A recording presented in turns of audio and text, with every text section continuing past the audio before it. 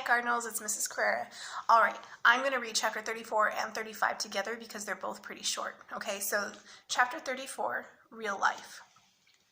The third table was going to be a semi-quiet table, which was why he and Kent had put it 20 feet away from the loud kids. Alex still had mixed feelings about having so many kids in the club, but at least now they could spread out. There were 6 kids at the chatty table at the moment. They had gotten more focused on actual reading since Mrs. Case had stepped in to help, but she only stopped to talk with them once or twice a week, and unless she happened to be right there with them, noise, happy, mostly productive noise, but still noise. Which was the main reason Lily had switched back to the quiet table as soon as the group had finished with Sarah Plainenthal. Once the third table was in place and all the kids were getting themselves sorted out, Alec took his regular spot at the table in the corner. He was getting close to the end of a new book, or rather, a book that was new to him.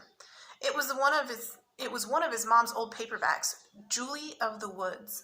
The main character was an Eskimo girl who'd had to run away from her village.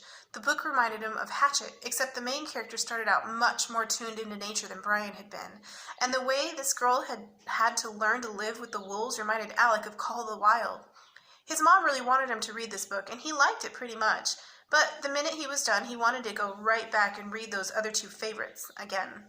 The other day, Nina had pointed at Julia of the Wolves and said, "I noticed you reading that. I wasn't sure you'd like it." "Yeah, how come?" "Because of the girl stuff, you know." Alec felt himself start to blush a little. He knew what Nina meant. Some parts of the story were definitely about Julie being a girl. All he said back to her was, "Well, yeah, but it's mostly a great adventure story." Nina had ended the conversation by saying, "Anyway, it's cool that you're reading it. I think some guys might not even pick it up." That was one of the things he liked about Nina. She had a way of saying stuff that made him feel good, that made him feel like he wasn't a bookworm or a loser. And more, it felt like she liked him as a boy, and also just as a friend. He made a mental note, reminding himself to thank his mom for making him read this book. He opened to his bookmark and jumped back into the frozen world of the girl and her wolves, or rather the wolves and their girl. He'd been reading for 5 minutes or so when he felt the table move.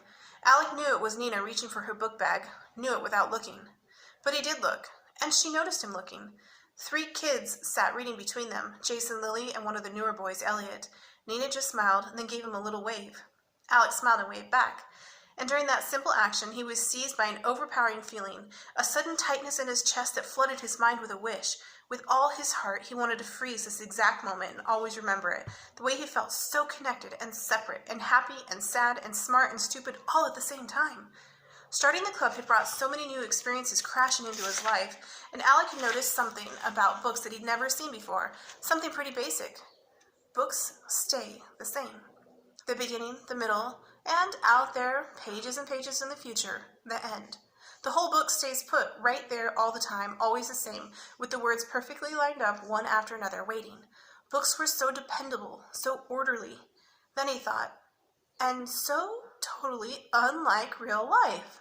And the perfect example of that? Nina. Nina had a beginning, the day he'd met her. And Nina had a middle, all the stuff since then swirling around like the dry leaves out on the playground.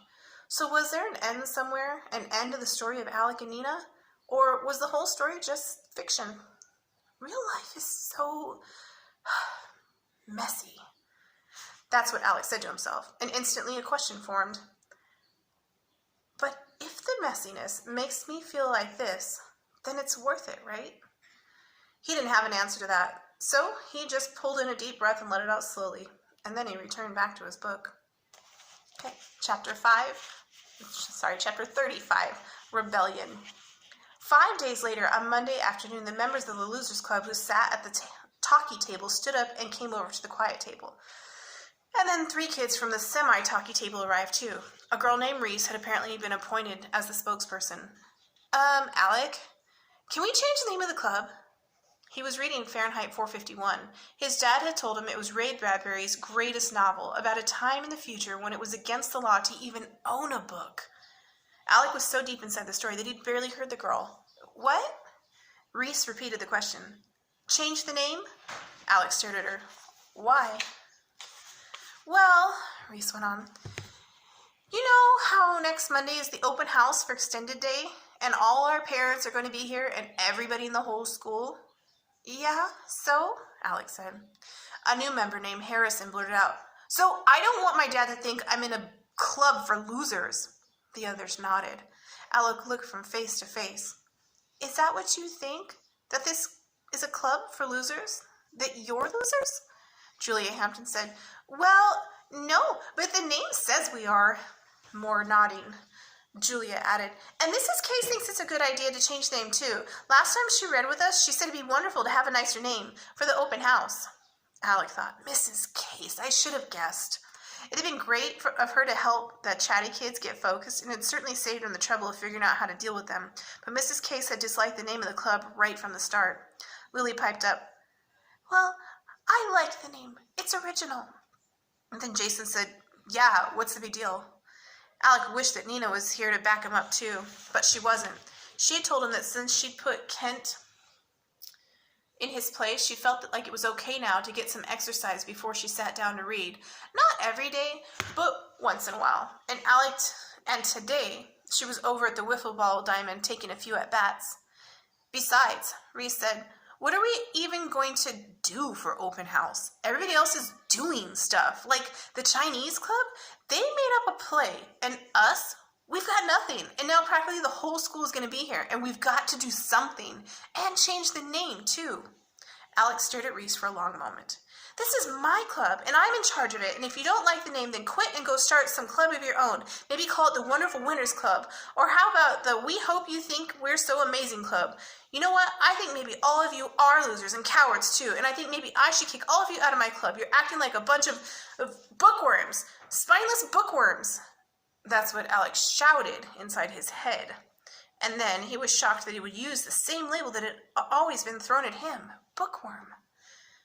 He needed time to think, and he really needed to talk to Nina. But then he thought, no, it was my idea to start the club, and I can figure this out on my own. Besides, this is about the open house, and I promised Nina she wouldn't have to deal with it at all. Of course, some kind of book report was not going to work, which had been his original cop-out to avoid talking about the stupid open house. The Losers Club had more members than any other club, more kids than the entire active game program. And if he couldn't come up with a decent presentation before next Monday night, they were all going to look like lumps, and he would be the biggest lump of all. Alec pulled out a sheet of paper and a pencil. Write down your email addresses and see if you can get me the addresses of the rest of the kids too, please, and I'll get back to everybody with something tonight, okay? They did as he asked and drifted back to their reading spots one after another. No one grumbled, but he could tell they weren't happy about having to wait for an answer. Alec opened his book again, but he was still angry and kept reading the same paragraph over and over. Just a few months ago, he'd been able to jump into a new book, land with both feet, and be perfectly happy there for hours, even days at a time. There was an endless number of good books, and he had been totally content to hop from book to book, each one like a stepping stone leading him across a rushing river so that his feet never got wet.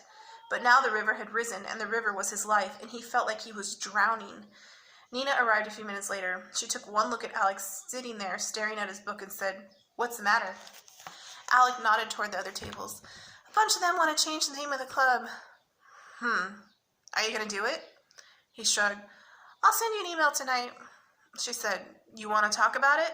Alex smiled and shook his head. Gotta think first, but thanks. Anytime, she said. Alec knew she meant that, but it didn't help much. He kept the Ray Bradbury novel open, kept looking at it, but now he was thinking about Nina, about how she had changed. But had she?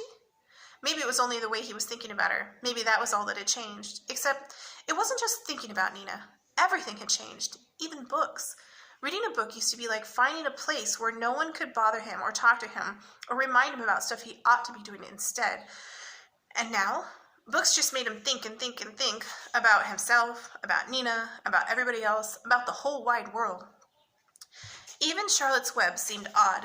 He used to love the funny parts, and they still made him smile, but mostly the book made him think about real life and about his family. Fern's brother Avery?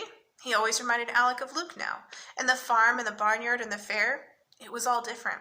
The book made him think about all of the changes that can't be stopped, like the seasons and growing up, even death. And the story made him think about friendship, real friendship. And that thought led Alec back to Nina. He liked her a lot, but there wasn't anything silly or dreamy or goofy about it. They were good friends, except he still hoped that maybe she could start to like him even more.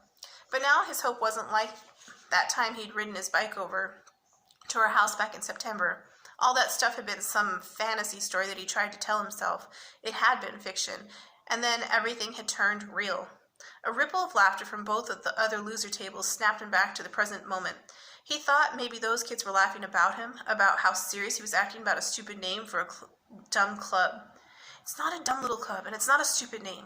That's what Alex shouted to himself, and he really believed it. But was there some way to prove it? He just didn't know. Okay, we'll continue next time with chapter 36, Big Idea. We only have 2 more chapters to go, friends. See you later.